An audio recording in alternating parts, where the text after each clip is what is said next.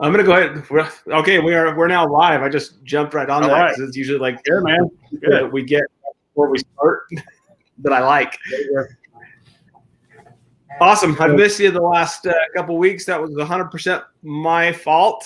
But no, man, it's all good. And we need a little bit of time off. I actually do a webinar, podcast webinar, whatever. I kind of get confused about which one's which nowadays. And on Wednesday night with Clear Mind, and Oh, I cool. usually I do 3 on and 1 off, and so I usually do 3 in a row on a Wednesday night, and then take a Wednesday night off. This is my weekend off. So, and one of the things I've been thinking about since I saw you last to talk about is I had a gentleman come in last week. This morning when he came in, this is his 3rd visit. Okay, so he needs neurometabolic care, just the whole neurological workup. Now, here's what I want you to understand. All right, so we come in here and I do his oxygen level, and it's 90, 91, something like that. So, and this is within his fingers.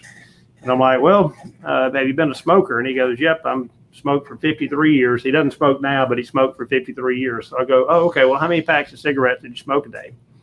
And 1, I guess that's 1 pack a day is the thing. So 1 pack a day, $5 times 365 times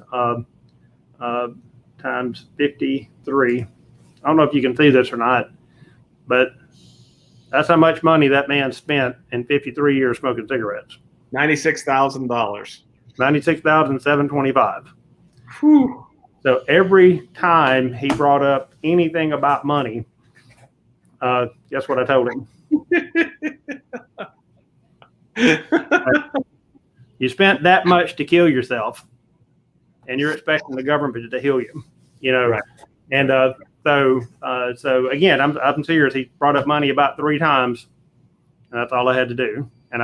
And we were actually in this room, in this exam room. I just looked over to his wife, and I said, I wonder how much on that $96,000 insurance paid for that. Right. And I know it was a rhetorical question, but sometimes you got to ask those to get people to understand.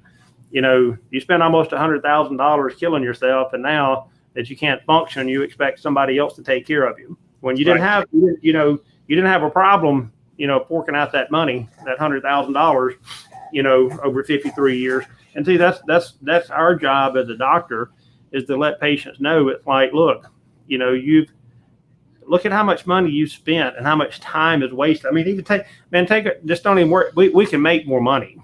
All right. And money's not the option. I don't care if you're Bill Gates. I don't care who you are. You can't make more time.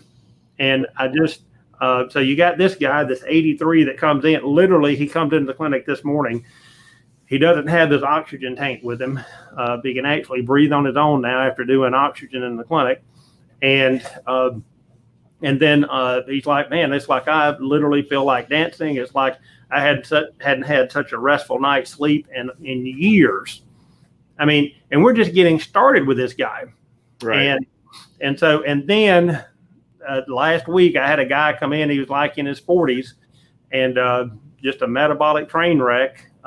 He's 46. He's peripheral neuropathy. I asked him about his sexual dysfunction. For people that don't know, what's that got to do with anything? It's got everything to do with everything. So if you go, what does the feet have to do with sexual dysfunction? That just means you don't know neurology. So if you look at the homunculus, just people Google it, homuncular brain. And by the time the neurological input gets into your brain, right, in this, it's called the parasagittal space. We got a right brain, left brain when they come together. And right down at the bottom is your genitalia, female or male, it doesn't matter. And if you look at that homuncular map, right next to that are your feet. So if we're getting decreased blood flow in the feet, which we have a test that we do with that, you have anemia, you're not getting blood flow into the feet. That means also that the part of the brain that represents that, you're not getting blood flow. Now, this guy's 46 years old, and his wife is literally sitting like right there. And she's like, well, his testosterone's low. And I'm like, well, I can send you to a nurse practitioner that works with this. And the guy's 46. They're not even having sex with his wife. And she's not even worried about that. Now, if my wife wasn't worried about that, I'd be worried about that. You know what I'm saying? So, and again, so you got a guy that's 46 worried about the money, and you got a guy 83 worried about getting better. Right. And I'm just like, look, you guys got to come to grips with a couple of things here. You know, with this testosterone test, you can get it tested. It's $100, and to get the actual pellets is about $700. Right. And again, I mean, I just look at people sometimes and go, what in the world are you thinking? Your testosterone's low. You know it's low. Go get it fixed. It's $800. Okay. Well, you know, if your car was messed up and it was non-functioning, no sex, if you will, in this scenario, would you pay $800 to get your car to run right again? And I would say most people would probably say yes. And I mean, that's how I'm trying to be nice here. That, you know, stupid and ignorant people are. Right. Is you're going to spend more money on your motorcycle, your lawnmower, your jet ski, and the car than what you're going to, you know, pay on getting you better and functioning as a human being. And so anyway, I just, you know, I don't know. Sometimes people get on my nerves, no pun intended, but you know, it's they, you know, I'm just like, do you not see? I wish you could see what I see. And it's you're like that one guy's 46, and you can't even function in your world right now. Right. And so anyway, so you got one guy that's 83 that's ready to do care. You got a guy that's 46, and you know, and I'm just anyway. You just that want to be fixed. Think about the 46-year-old too. That's not. You go ahead and fix the testosterone problem, but if you're still whacking your blood sugar to pieces, absolutely, yeah, drinking soda, and you know you point at the $96,000 number, we could add the cost of soda over a lifetime to that as well, because those are killing you. I look forward to the day, and the day will come when we realize that soda is just as destructive as cigarettes. We're not there yet. People aren't willing to. That what is now? What is it? I'm sorry. You were breaking up. What is it as destructive as cigarettes? Yes, soda. Oh, absolutely.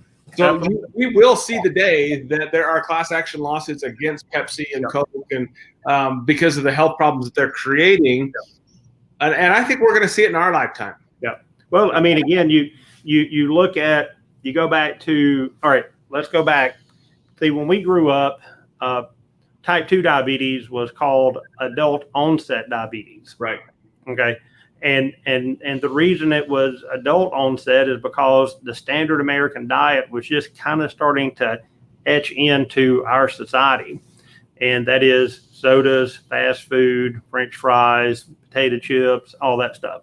Back before that generation, you know, if it didn't come out of the ground, people just didn't eat it. And so, but people would, you know, you end up with a lot of sugar, a lot of candy, a lot of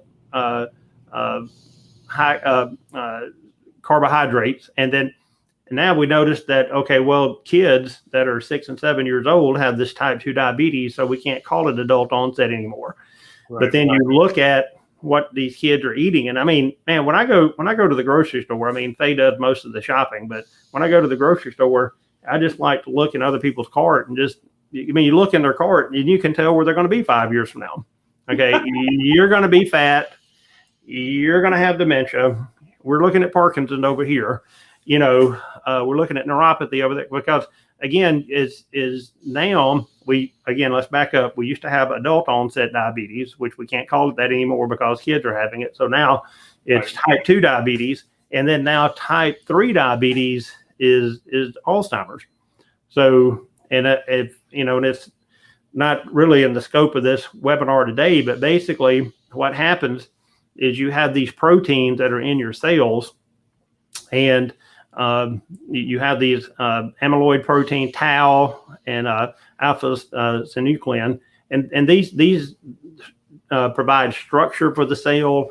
This provides neurotransmission for the cells under healthy conditions. But when you get blood sugar dysregulated, and then now these proteins can't do their job, and they start to clump together, and then they start to abnormally fold. And then think about it like this. I don't know if you ever watched this show or not. I've never watched it, but it's a great example. It's called Hoarders. where you have people that buy things and they never, they just keep stacking it in their house. And you know what I'm talking about, right? So that's kind of that clumping together. And you have these Lewy bodies, and is the name of it. And then so they clump together. Now we can't get transmission. We can't get through our house. And over decades, what happens is this blood sugar is just one of the causes. Clumps these proteins together, and then we start having Alzheimer's. We start having focus and attention problems. We start to see personality we're losing our personality. So it's, again, it's the research is there. People can, it's funny how people want to read research that they like, but then when it's research like, oh, I don't know about that, I don't know if I want to do that, it's like, well, okay, don't do it, So, but anyway, I got a patient on the next visit. I just got all of his blood work back and his lab results, and he's drinking and he's doing better. But I told him when he came in, I'm like, if you want me to help you, you got to get off all these diet sodas. Now, he doesn't just have one diet soda. It's Diet Mountain Dew, Diet Coke, Diet Dr. Pepper, and I can't even remember what the other one is, but it was 4 of them that was on there. And now we did the Cyrex array number 3, and he's got 3 areas of autoimmunity. Wow. And so it's anyway, we got, and this is how you change people's lives. And again, I want people to understand too, is that, these things are investments in your life, and we invest in our life, or you don't do anything and you just let it, slip away. The cost of my program is not doing anything, because we know that not doing anything requires more suffering, more brain loss, more nerve loss, and doing care. If I accept people for care, we start laying down these neurological pathways and stimulating them. We create neuroplasticity. We reconnect the brain and get the body, and the brain. The body is just an outward expression of how well your brain's functioning. Right. And so, and we want to. We the whole purpose of the neurological exam is to find out what neurological pathways are deficient. And then we do that, and we figure out which ones are running correctly. So the ones that are deficient, we need to, of course, stimulate those pathways. Right. And I saw a study this morning where, like, for example, with Parkinson, I actually saw it this weekend. I pulled it up this morning, but printed it off. But, one of the first things that when it comes to Parkinson's, the last thing we get is the tremor. The first thing we actually get is loss of smell. Right. And the studies show that you're going to lose smell 15 years before you even start to get any types of symptoms. And see, the next symptom is constipation. Then you start to have sleeping disorders. And this is long before you ever get, and then people start to move real slow, and they can't smile anymore. They look at you like, people are like, well, what is he looking at me? Why is he looking at me weird? It's like, well, because he's got Parkinsonism, and, he can't make facial expression anymore. He has a difficult time doing that. So, then how many years before that, this loss of smell, does the gut dysfunction even start to play? I mean, yeah, I don't know. There's a real way to measure that at this point. Yeah. If you think about it, you walk into a restaurant, or you walk into, your house when, your wife is cooking dinner and something smells really good. One of the first smells one of the first sensory input that we get for digestion is actually smell, because we smell things, and what do? We start salivating, and if you don't smell anything, and unfortunately, or fortunately, but it's, I didn't realize it looked like I got 2 little Mickey Mouse ears sticking out behind my head right here. So see that? Use your imagination, man. So anyway, but it's, part of our smell is how we enjoy food. Right. Because we've all had a cold, and then the wife wants to go out and have a steak, and you're like, well, I might as well be eating cardboard here, because there's no enjoyment in the steak because of the olfactory sensation. Because see, our tongue actually just has to do with sweet, salty, bitter, and sweet, salty, bitter, and whatever all. But it's that we have very few limited sensory input to our tongue. But see, our olfactory gland has like 4,000 different, not 4,000 different receptors, but it has the ability to detect 4,000 different odorants.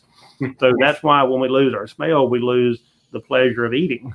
And so, but yeah, I mean, and then see the brain. See, what happens is after it hits the nose, then you start to negatively impact the next step is it actually damages the vagal nerve, and that's why you get this constipation. And that's so again, it's anyway. It takes years from the time we lose our sense of smell, and that's why when patients come in, we want to test their smell and to see. And I know people can have some sinus problems and all that. So if people are like, oh my God, I lost my smell yesterday.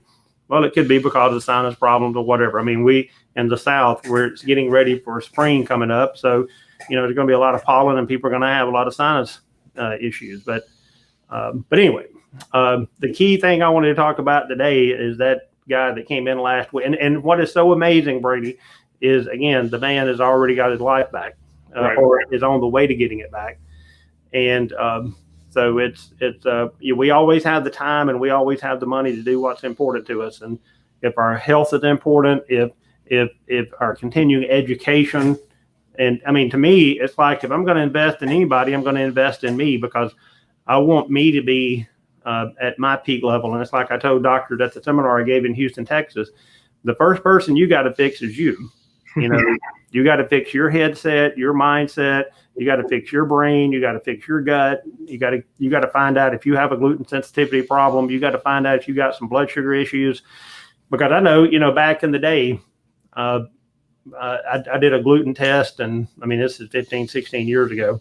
Mm-hmm. And I wouldn't die hard into, oh, well, I don't have any symptoms of stuff. And then patients would come in and just barely could function, peripheral neuropathy, brain fog. And they're like, oh, well, it's difficult to do gluten sensitivity. You know what I'd say? You're right. Oh, man, we'd have this pity party, man. And it's just, we just might as well just had our little gluten club over here. Nothing gets fixed, nothing gets solved, but we'll get over here and have a pity party. And I said, you know what? It's the only time that I'm going to accept no as an answer, like, no, I can't do that, is I've got to do it myself. And that's what I did. And so, that's what we do. That's when your doctor is one of the crabs in the bucket. You got a problem. Yep. Yeah, I saw a young lady last week that was in her early 20s that she's stuck in this vicious cycle of anxiety and gut dysregulation issues. And, my training tells me to fix her gut first, but my instinct tells me we got to get the anxiety to calm down first. So with that particular individual, what we did for her is we got her on some suntheanine, which is L-theanine, which is an amino acid that actually helps balance out your brain waves. And you talk about vagal stimulation. I have her doing, when she's in the car, I told her to hum her music, not sing it, just to stimulate her vagal nerve. So I'm excited to see her this week. Going to see how see if she can get her home down a little bit. Heal. But all this stuff that we talk about, it all comes back to fix the gut, fix the brain. If you can do those two things, you're going to change some lives in a big, big way. But you have to do it yourself. Yep. The beginning steps of this are always in this description of the video. I've got a link to your book in there, Andy. If you tip your head to the there you go, right there, License to Heal. Let me. Here we go. Here you go. You ready? There's a link. Look, guys, that is the best $20 you're ever going to spend if Thank you. actually just read the dang thing. And then there's also a link to my wife and I. Our weight loss class is tonight, all about fixing the gut. Nice. So the information's there. We're giving it to you. So please take advantage of that. Absolutely. Andy, why don't we wrap it up for this week? We're back on track for once a week. I'll see you next week. Look forward to it, Brady. Love you, man. We'll talk soon. End the broadcast. You stay tight for just a second, okay, Andy? Okay, I will.